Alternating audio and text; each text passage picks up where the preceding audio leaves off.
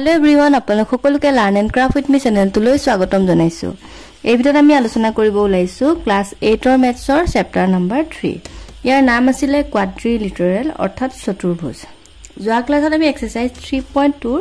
Question number 1 ৰ আটাইখিনি question চাইছিলো। তো এই ভিডিঅ'ত আমি ষ্টাৰ্ট কৰিম কোৱেশ্চন নম্বৰ 2 ৰ পৰা। গতিকে বলা পলম নকৰি আমি ভিডিঅ'টোলৈ আগবাঢ়ো। ইয়াতে দিছে measure of two adjacent angles of a parallelogram are in the ratio of 4:5 অর্থাৎ এটা parallelogram অর্থাৎ সমান্তৰিকৰ দুটা adjacent angle মানে কি সন্নিহিত কোণ ঠিক আছে তো এটা সমান্তৰিকৰ সন্নিহিত কোণ দুটাৰ অনুপাতটো দিছে 4:5 তাৰ পিছতে কি দিছে find the angles of the parallelogram এটা হে parallelogramটোৰ কোণকিটাৰ মান উলিয়াব দিছে ঠিক আছে এটা সমান্তৰিকৰ কি কৈছে কি কয় সন্নিহিত কোণ দুটাৰ যোগ দিয়া আছে 4:5 তো আমাৰ হে সমান্তৰিকৰ কোণকিটাৰ মান উলিয়াব লাগে এটা সো আমি কেনে কৰিম এটা সো আমি প্ৰথমতে এংগল কিটা ধৰি লওঁ let the angles অৰ্থাৎ কোণ কেইটা হৈছে 4x আৰু 5x ঠিক আছে যেটা আমাৰ অনুপাতটো কি দিছিলে 4:5 হল এতিয়া কি কৈছে আমাৰ সন্নিহিত কোণ মানে ধৰা এনেকে দিছে আৰু এটো 4x এটো 5x ঠিক আছে তো ইয় দুটাৰ কি হ'ব সন্নিহিত কোণ বুলি যেহেতু কৈছে adjacent angle বুলি কৈছে গতিকে দুইটা প্লাস কৰিলে আমি কি পাম 180 ডিগ্ৰী গতিকে আমি কি কৈ দিও 4x + 5x = 180 ডিগ্ৰী বুলি পাতো হল এতিয়া ইয়াৰ পৰা আমি x ৰ ভ্যালুটো উলিয়াব পাৰিম কিমান পাবা 4 * 5 = 9 মানে 9x = 180 ডিগ্ৰী তো x = আহিব 9 ৰে কেবা যাব 9 * 2 = 18 শূন্য মানে 20 ঠিক আছে এটো ডিগ্ৰী নহয় দে 20 এতিয়া এতেকে এটো ধৰা এংগল বিলাক উলিয়াব আৰু এতিয়া the angles is equal to 4x তাৰ মানে 4 * 20 আৰু আনটো হ'ব কিমান 5x তাৰ মানে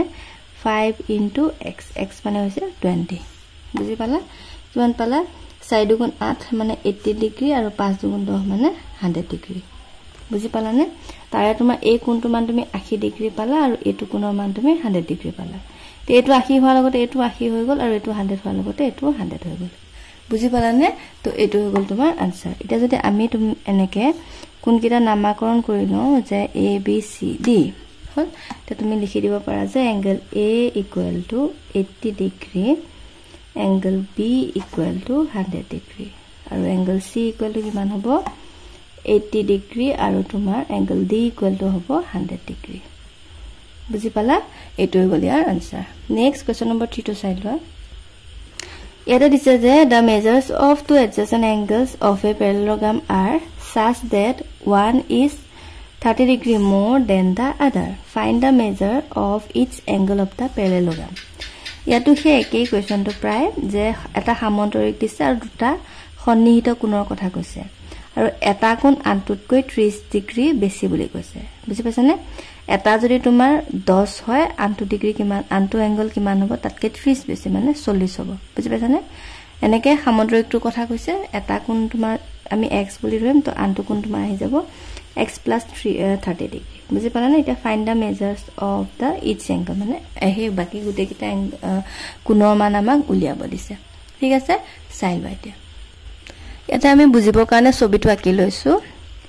এটা এটো যদি আমি x বুলি ধৰো তেনেহলে এটো কি হৈ যাব x + 30 ডিগ্ৰী হৈ যাব হয়নে তেনে লিখিবা যে let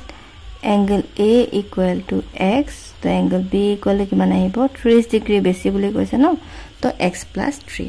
হল তেনে প্ৰশ্নমতে কি বুলি লিখিব পাৰো angle a + angle b = কি বুলি লিখিব পাৰো 180 ডিগ্ৰী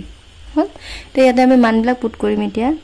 a জায়গাত পাতিলো x আৰু b জায়গাত পাতিলো x + 30 হল = 180 ডিগ্ৰী x কিমান হ'ব 2x আৰু 30 ডিগ্ৰী তুমি ইফালে লৈ যোৱা এটো প্লাস হৈ আছে সমান চিহ্ন ইফালে যোৱাৰ লগতে হি কি হৈ যাব মাইনাস হৈ যাব হল কিমান আহিব চোৱা 180 ডিগ্ৰী - 30 মানে 150 ডিগ্ৰী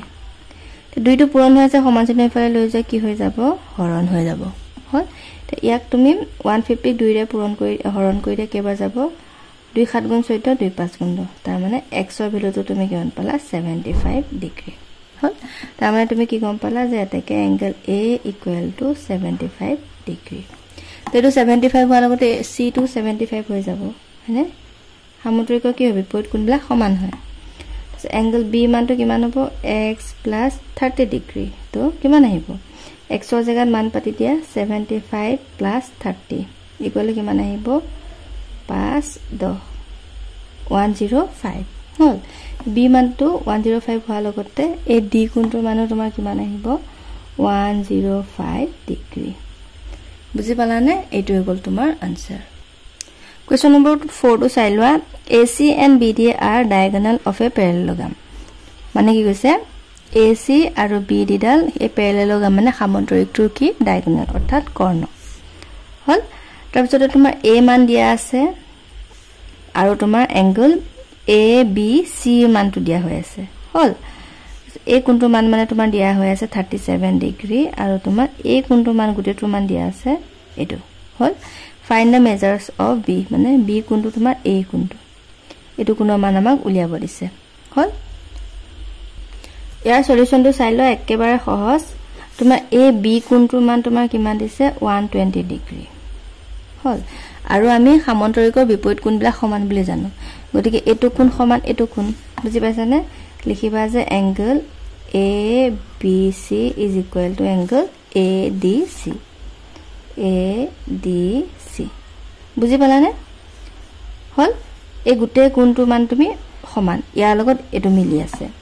তে মানবিলাক পাতা ABC = তোমাৰ কিমান দিয়া আছে angle 120 ডিগ্ৰী গতিকে 120 ডিগ্ৰী পাতিলো = ADC তে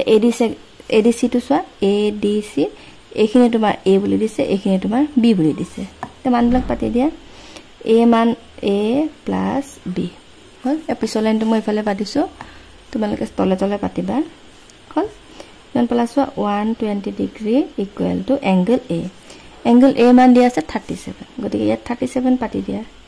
প্লাস angle B মানটো নাজানো গতিকে angle B বুলি পাতিলো হল বুজি পালানে বাৰু একেবাৰে সহজ হয়নে কাৰণ সন্মুখৰ কোণবিলাক মানে বিপৰীত কোণবিলাক তোমাৰ কি হয় সমান হয় গতিকে এটো কোণ 120 হোৱাৰ লগতে এই গুটেটো কোণ 120 হ'ব তে তাৰে তোমাৰ এই কোণৰ মান দিয়া হৈছে A গতিকে B টো আমি উলিয়াব পাৰিম হয়নে 120 ডিগ্ৰী - 37 ডিগ্ৰী = কি হৈ যাব angle B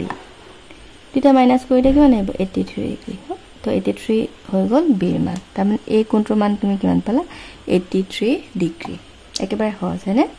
next is question number 5 next question number 5 to চাই লোৱা in the rectangle ABCD if the length of the diagonal AC is 6x - 2 and the length of the diagonal BD is 4x + 2 then find x and the length of AC তাৰমানে কি কৈছে এটা আয়তৰ কথা কৈছে আৰু আয়তৰ কৰ্ণ দুডাল দিছে এটা হৈছে AC আৰু আনডাল দিছে BD এতিয়া AC মানো দিয়া আছে BD মানো দিয়া আছে হল আৰু তাৰ পৰা তুমি x ৰ মানটো উলিয়াব লাগিব আৰু AC মানটো উলিয়াব লাগিব বুজি পাইছা ছবিটো আঁকি ললে ভালৰে বুজি পাবা চাই লোৱা ইয়াতে চোৱা আমাৰ কি দিয়া আছে হা আমি গিভেন বুলি লিখিলো প্ৰথমতে কোৱেশ্চনটো আকৌ পঢ়িবা যে AC মানটো দিয়া আছে AC = 3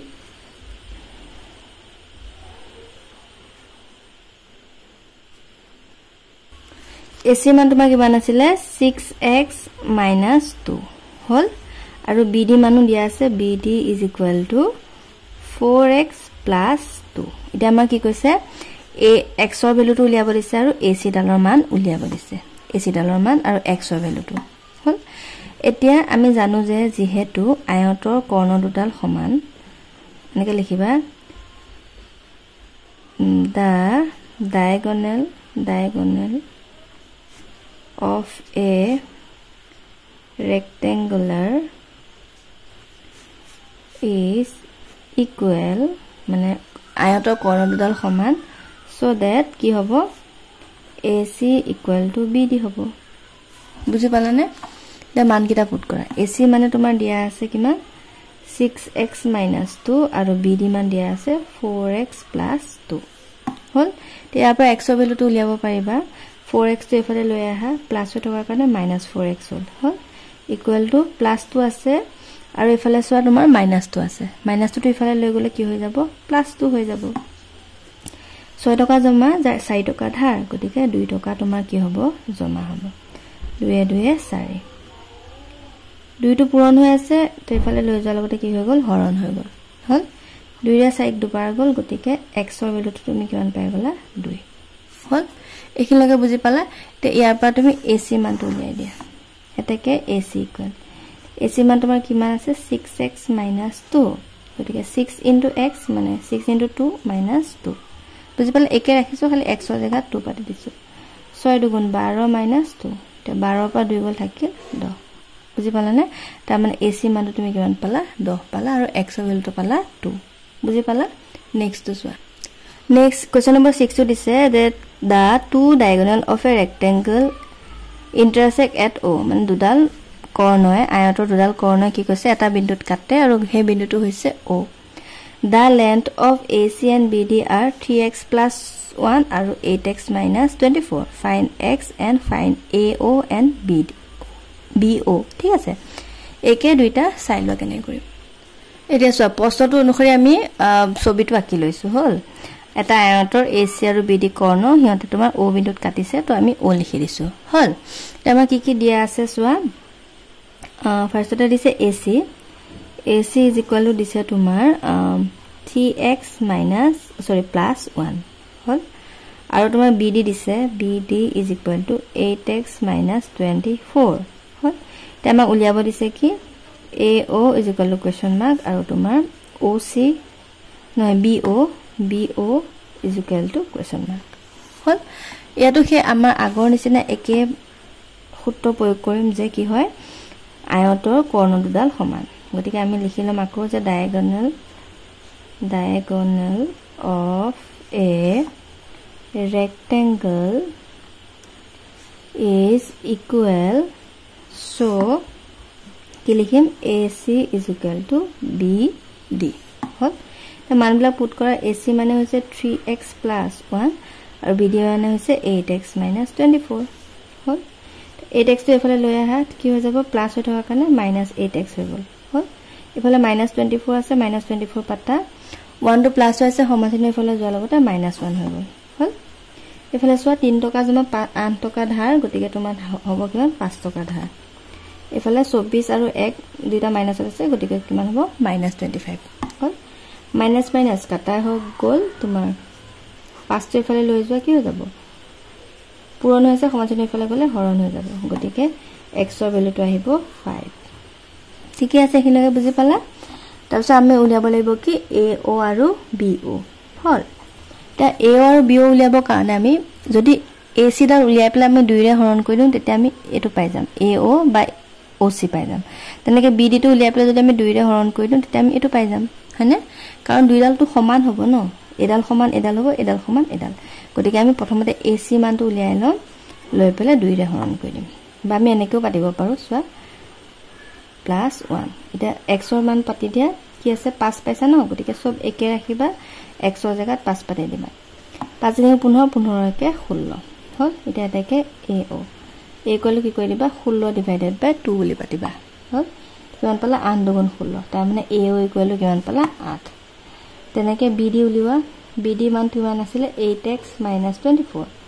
গতিকে 8 * কি পাতিবা 5 - 24 8 5 * 40 - 24 = কিমান আহিব 6 3 2 গল থাকিলে 16 একে পালা ন তো উলিয়াব দিছে BO গতিকে BO = 2 ৰে হৰণ কৰি দিয়া 8 2 16 তাৰ মানে তুমি এখিনি মানো পালা 8 আৰু এখিনি মানো পালা কিমান 8 বুজি পালা নে এইটো হৈ গল তোমাৰ আনসাৰ আজিলৈ আহিছো ভিডিওটো চোৱাৰ বহুত বহুত ধন্যবাদ নেক্সট ক্লাছত আমি কোৱেশ্চন নম্বৰ 7 ৰ পৰা ডিসকাস কৰিম and thank you for watching and study well